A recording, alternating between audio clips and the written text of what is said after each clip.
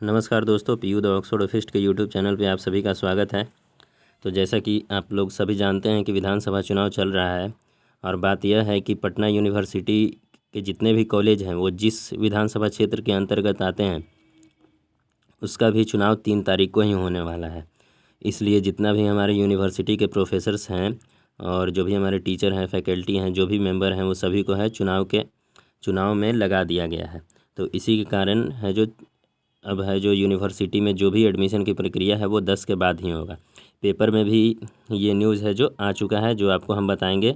और इस वीडियो में हम ये भी बताएंगे कि बीकॉम में जो एडमिशन हुआ तो उसका में कितना कट ऑफ गया है और कितना कट ऑफ आज अगला कट ऑफ निकलेगा या नहीं, और अगर निकलेगा तो कितना जाएगा। ये सारी चीज़ों को हम आपको बहुत अच्छे से समझाएंगे, तो आप इस वीडियो को पूरा देखिएगा। और कोई अगर पर्सनल प्रॉब्लम लगे तो पहले भी हम लोग बोल चुके हैं, अभी इसमें भी बोल दे रहे हैं। ये देखिए हमारा व्हाट्सअप नंबर है और ये दूसरा व्हाट्सअप नंबर है, दोनों में से आप किसी पे भी कीजिएगा, आपको है जो रिप्लाई दे दिया जाएगा। ये हमारा टेलीग्राम चैनल है, जो भी पेपर कट वगैरह होता है या फिर यूनिवर्सिटी का जो भी अपडेट आता है वो उस टेलीग्राम चैनल पे हम लोग अपडेट कर सकते हैं। तो चलिए देखते हैं आगे जो न्यूज़ में दिया है। देखिए 10 तक पीयू में नामांकन प्रक्रिया बंद। तो हमारा नामांकन प्रक्रिया है वो 10 तारीख तक बंद रहेगा। पटना विश्वविद्यालय में कर्मचारी से लेकर अधिकारियों की चुनावी ड्यूटी लगने के कारण नामांकन प्रक्रिया अब 10 नवंबर तक बंद हो गई है। चुनाव को लेकर विश्वविद्यालय का पूरा माहौल अब चुनावमय हो गया है। इसके कारण कई पाठ्यक्रमों की परीक्षा भी स्थगित कर दी है और सिर्फ आप लोग का एडमिशन ही नहीं, जो सेकेंड ईयर का एग्ज़ाम है उसको भी स्थगित कर दिया गया है। पार्ट 1 का एग्ज़ाम है उसको भी स्थगित कर दिया गया है। देखिए पटना विश्वविद्यालय की ओर से अभी स्नातक पार्ट 1 में नामांकन के लिए सेंट्रलाइज काउंसलिंग कराया जा रहा है। सभी कर्मचारी के साथ साथ नामांकन कमेटी के चेयरमैन, सह छात्र कल्याण संकाय डीन को भी विधानसभा चुनाव को लेकर पेट्रोलिंग मजिस्ट्रेट बना दिया गया है। तो जो हमारे डीन सर हैं, जो अभी हमारे जो एडमिशन के हेड भी हैं, तो उनको भी है जो ये पेट्रोलिंग मजिस्ट्रेट बना दिया गया है, तो उनका भी चुनाव में ड्यूटी लग गया है। इसके बाद 31 अक्टूबर तक नामांकन के लिए काउंसलिंग कराने के बाद अब अगले आदेश तक काउंसलिंग प्रक्रिया बंद कर दी गई है। पहले से विलंब चल रहे परीक्षा एवं एकेडमिक कैलेंडर को ऑन टाइम करने में विश्वविद्यालय प्रशासन को अभी और मशक्क़त करनी होगी। विश्वविद्यालय प्रशासन अब नवंबर तक नामांकन प्रक्रिया पूरी करेगी। तो आप लोग देख रहे हैं ये जो नामांकन प्रक्रिया की बात है वो नवंबर तक कराने का बात किया जा रहा है। यहाँ पे हम आपका मार्क नहीं कर पा रहे हैं, लेकिन आप लोग पढ़ रहे होंगे। लास्ट में देखिए नवंबर तक नामांकन प्रक्रिया पूरी करेगी। तो हमारा जो यूनिवर्सिटी है अब नवंबर तक है जो हमारा एडमिशन का प्रक्रिया यूनिवर्सिटी का नवंबर तक चलेगा। और एक और बात कहना चाहेंगे आप लोगों को कि जिनका भी बहुत कम नंबर है तो वो डिस्टेंस एजुकेशन का डेट आ चुका है। पटना यूनिवर्सिटी में जो डिस्टेंस के थ्रू जो डिग्री दिया जाता है बीए, बीएससी, बीकॉम तीनों का, तो उसका भी डेट आ चुका है। तो वहाँ पर भी आप सभी लोग अप्लाई कीजिए। और डिस्टेंस को लेकर के है जो हम लोग कल वीडियो बहुत अच्छे से सारा इन्फॉर्मेशन इकट्ठा करके आपको कल वीडियो अपलोड कर देंगे। आज हम लोग है जो डिस्टेंस एजुकेशन जहाँ से होता है वहाँ पे जाकर के सारे इन्फॉर्मेशन पता करेंगे। एक और जो न्यूज़ है ये देखिए, बीएड वो पार्ट 1 की परीक्षा आ गई। तो सिर्फ एडमिशन जिनका चल रहा है उन्हीं का नहीं, पार्ट 1 का भी परीक्षा है स्थगित कर दिया गया है। पटना विश्वविद्यालय में विधानसभा चुनाव को देखते हुए स्नातक पार्ट 1 के साथ साथ बीएड पार्ट 1 की परीक्षा भी स्थगित कर दी गई है। अब सभी को लेकर 10 नवंबर को मतगणना के बाद नई तिथि पर परीक्षा होगी। पटना विश्वविद्यालय में चल रही बीए, बीएससी व बीकॉम पार्ट 2 की परीक्षा के कार्यक्रम में भी बदलाव किया गया है। तो पार्ट 2 का जो एग्ज़ाम चल रहा था उसको भी रोक दिया गया है और पार्ट 1 का अभी तक तो हुआ ही नहीं है। तो ये हो गया हम लोग का एडमिशन प्रक्रिया कब फिर से स्टार्ट होगा इसके बारे में जो न्यूज़ आया है। अगला न्यूज़ देखिए, आप लोग ये जानते होंगे, ये न्यूज़ कल ही का है, लेकिन इसको अभी मैं पढ़ना चाहता हूँ ताकि आगे जो मैं आपको सीट बाइफरकेशन समझाऊंगा कि अगला कट ऑफ बीकॉम में कैसे जाने वाला है, लास्ट कट ऑफ क्या था और आगे का क्या क्या जाने वाला है, ये सब समझाऊंगा तो आपको ईजी पड़े। तो देखिए बीकॉम में 173 स्टूडेंट ने लिया एडमिशन। पटना यूनिवर्सिटी पीयू में शनिवार को बीकॉम में एडमिशन के लिए काउंसलिंग हुई। रिजर्व कैटेगरी से 400 स्टूडेंट को काउंसलिंग के लिए बुलाया गया था, लेकिन मात्र 173 स्टूडेंट ही काउंसलिंग प्रक्रिया में शामिल होकर एडमिशन लिए। इसमें 113 स्टूडेंट का एडमिशन वाणिज्य महाविद्यालय और 60 छात्राओं का एडमिशन मगध महिला कॉलेज में हुआ। PU dean student welfare professor NK Jha ने कहा कि बीए और बीएससी में काउंसलिंग की अगली तिथि बाद में जारी की जाएगी।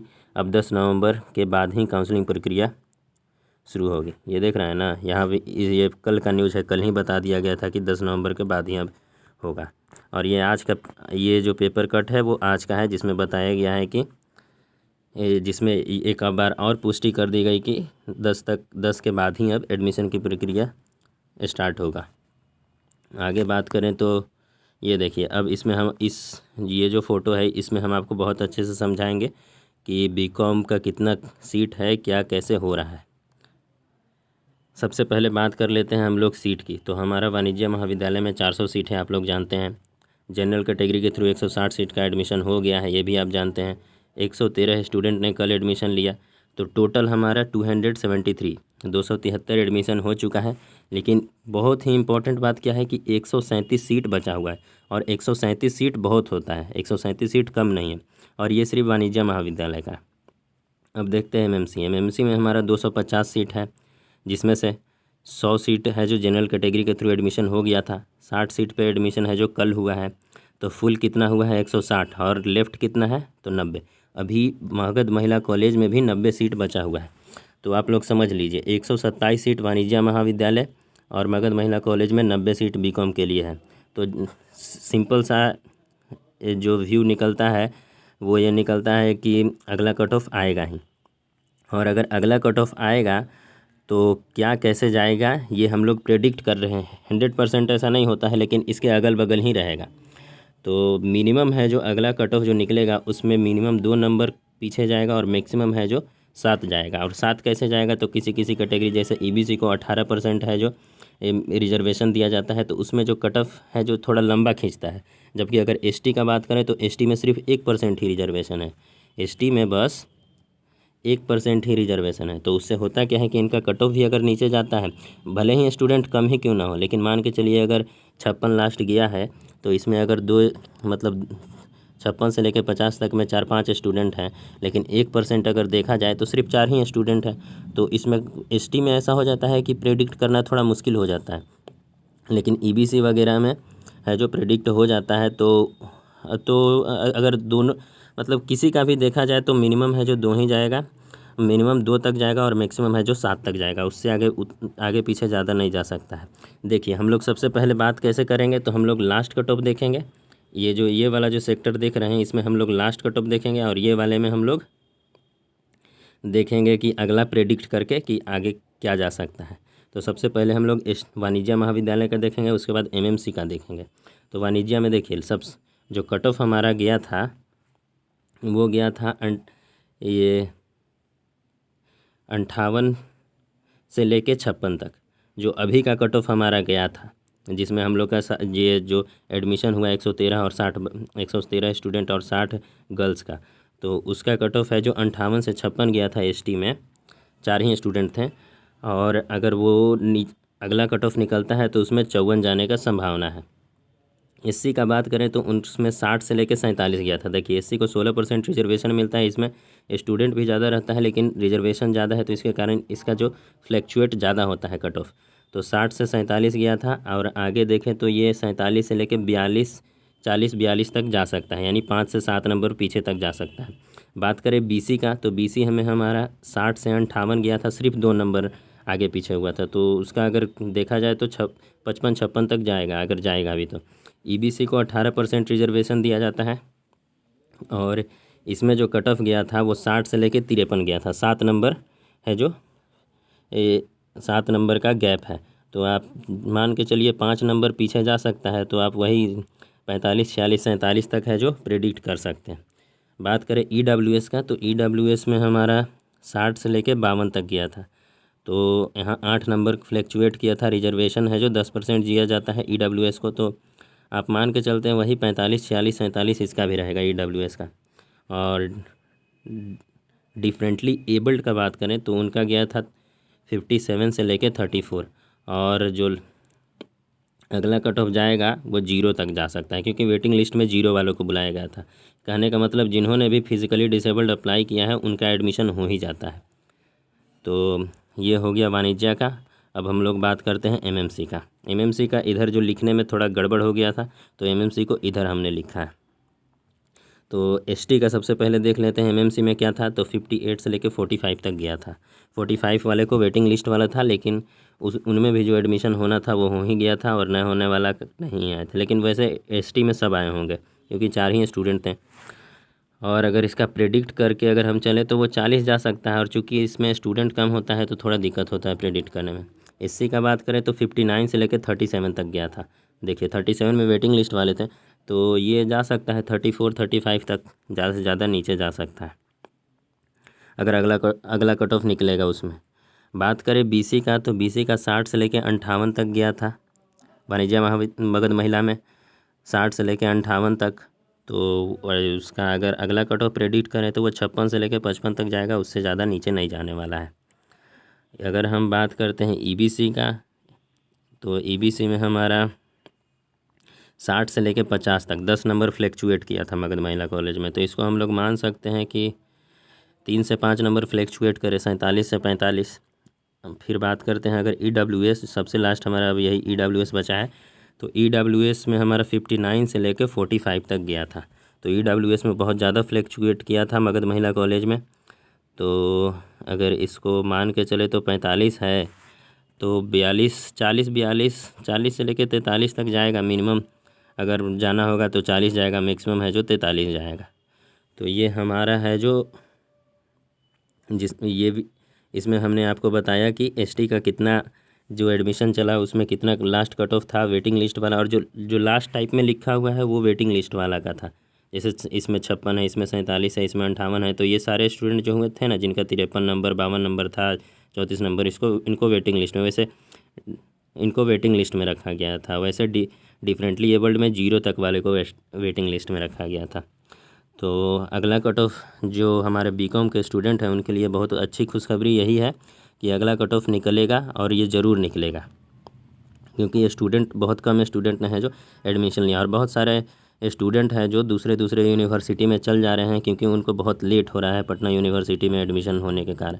तो जिनका कम नंबर है उनके लिए एक अच्छा ऑप्शन है, लेकिन साथ ही साथ उनके लिए भी एक टेंशन के माहौल है, क्योंकि अगर इसमें नहीं हुआ तो वो कहीं और नहीं अप्लाई कर पाएंगे। तो उनके लिए एक अच्छा ऑप्शन है कि ये जो आप पटना यूनिवर्सिटी का डिस्टेंस एजुकेशन है, डीडी डिस्टेंस एजुकेशन है, यहाँ पर अप्लाई कर दें, क्योंकि यहाँ पर है जो नंबर नहीं दिया जाता है वो डायरेक्ट एडमिशन दिया जाता है। आपको है जो फ़ीस दिया जाता है, फ़ीस देना रहता है, और आपको बुक प्रोवाइड करवा दिया जाता है, और जब एग्ज़ाम रहता है तब आपको आके एग्ज़ाम देना रहता है। तो ये एक बढ़िया ऑप्शन है। और आप यहाँ ये न्यूज़ है जो हमने कलेक्ट किया था, ये मैं पूरा पढ़ूंगा नहीं, आप है जो रोक के पढ़ने का मन है तो पढ़ लीजिए। देखिए, छात्र छात्राएँ 12 तक करा सकेंगे NOU में नामांकन, नालंदा ओपन यूनिवर्सिटी में। पढ़ ही देता हूँ मैं वैसे। समान और व्यावसायिक कोर्स के लिए हो रहा है एडमिशन। तो बात ऐसा है कि अगर जैसे पटना यूनिवर्सिटी डिस्टेंस एजुकेशन कराता है, तो उसका एक विंग है, पटना यूनिवर्सिटी का एक विंग है डिस्टेंस एजुकेशन का। और नालंदा ओपन यूनिवर्सिटी है जो एक ओपन यूनिवर्सिटी ही है। इसमें जो एडमिशन होता है सिर्फ ओपन का ही होता है, ये कोई ऐसा नहीं है कि इसमें जाके क्लास करना पड़ता है। पटना यूनिवर्सिटी में रेगुलर से भी होता है और डिस्टेंस से भी होता है, जबकि NOU की नालंदा ओपन यूनिवर्सिटी एक ऐसा यूनिवर्सिटी है जहाँ सिर्फ ओपन से एडमिशन होता है। तो आप यहाँ पर करवा सकते हैं अभी, क्योंकि इसका भी डेट निकला हुआ, इसका डेट है जो 12 तारीख तक बढ़ा दिया गया। और पटना यूनिवर्सिटी का DD का जो डेट है 30 नवंबर तक है। तो आप का मन है तो पटना यूनिवर्सिटी में करवाइए, नहीं तो यहाँ पर भी करवा सकते हैं। ये देखिए, नालंदा खुला विश्वविद्यालय NU में अब सभी पाठ्यक्रमों में 12 नवंबर तक छात्र छात्राओं का नामांकन हो सकेगा। अभ्यर्थी विश्वविद्यालय के अधिकृत वेबसाइट के साथ ऑफलाइन यानी विश्वविद्यालय परिसर में जाकर नामांकन प्रक्रिया पूरा कर सकेंगे। NOU में सर्टिफिकेट पाठ्यक्रम इंटर, स्नातक, PG, diploma, PG, MCA, BCA, MLC, BLIS एवं BBA आदि में प्रथम वर्ष में नामांकन प्रक्रिया की जा रही है। इसके लिए अंतिम समय 31 अक्टूबर निर्धारित था। कुल सचिव प्रोफेसर संजय कुमार ने सूचना जारी कर दी है। एनओयू में नामांकन के लिए आखिरी तारीख 31 अक्टूबर तक निर्धारित थी, लेकिन भीड़ को देखते हुए नामांकन की तिथि को और बढ़ाया गया है। महिलाओं को नामांकन में 25% छूट है। महिलाओं को किसी भी कोर्स में नामांकन पर 25% छूट दी जा रही है। अभ्यर्थी को जिस कोर्स में नामांकन लेना है उससे पहले की परीक्षा का मूल अंक प्रमाण पत्र के साथ साथ फोटोकॉपी लानी होगी। छात्रों को मूल दस्तावेज, योग्यता परीक्षा के मार्कशीट और मैट्रिक परीक्षा के प्रमाण पत्र लाना होगा। मूल दस्तावेज को सत्यापन के तुरंत बाद उम्मीदवार को वापस कर दिया जाएगा और दस्तावेज की सत्यापित फोटोकॉपी विश्वविद्यालय द्वारा रिकॉर्ड के लिए रखी जाएगी। छात्रों को 3 फोटोग्राफ रखने होंगे। नामांकन के लिए निर्धारित राशि का डिमांड ड्राफ्ट बनवा कर भी लाना होगा। डिमांड ड्राफ्ट के पीछे अभ्यर्थी को अपना नाम, पाठ्यक्रम का नाम एवं प्रवेश पत्र संख्या लिखना होगा। त्रुटि पाए जाने पर फॉर्म रद्द भी किया जा सकता है। तो ये हमारा छात्र हित में नामांकन को लेकर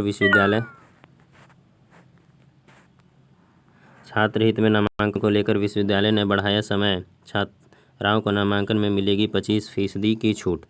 तो ये भी एक अच्छा न्यूज़ था। आप है जो पटना यूनिवर्सिटी के डीडी में करवा लें या फिर एनओयू में अपना एडमिशन करवा लें। तो यही न्यूज़ है दोस्तों। और ये सारी न्यूज़ और जो ये वीडियो बनाने में बहुत मेहनत लगता है, इसलिए आप है जो हमारे यूट्यूब चैनल को सब्सक्राइब कीजिए, लाइक कीजिए और शेयर कीजिए। धन्यवाद।